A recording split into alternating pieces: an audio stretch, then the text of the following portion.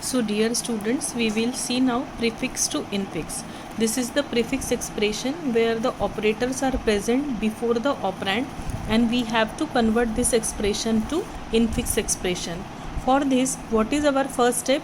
We will scan the elements from right to left and we will solve it by using stack.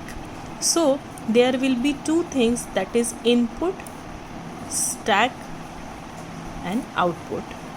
So the first element is D. As it is the operand, it will be moved to stack. So output is D. Now the next element is C. So C is again operand. So it will be moved to stack and the top is at the C level because we have inserted or pushed C. First top was D, now it is C. So the output is C, D. Now the next operand is B. So it is again operand. So what we will do? We will push it into the particular stack. So now the top becomes B and our output is B, C, D. Now what is next? Next is minus. Minus is what? Operator.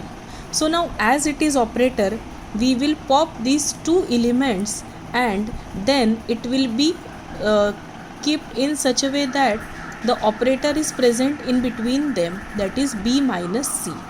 So our output is B minus C, D. Now what is next? Next is multiplication. Now multiplication is again operator. Your top is where? This. So now it will be placed in between the top and the next element.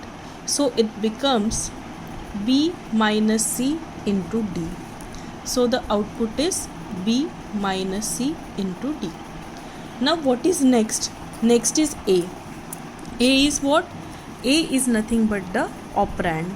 So we will have A and B minus C into D, where A is the top and the output is again B minus C into D.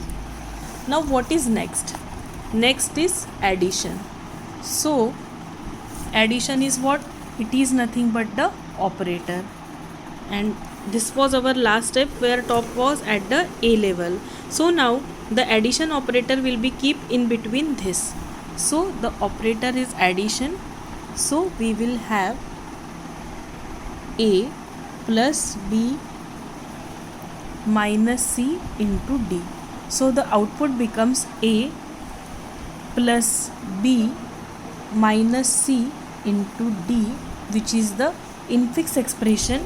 So we have converted this prefix to infix by using stack, where the operators are present in between the operands. Thank you.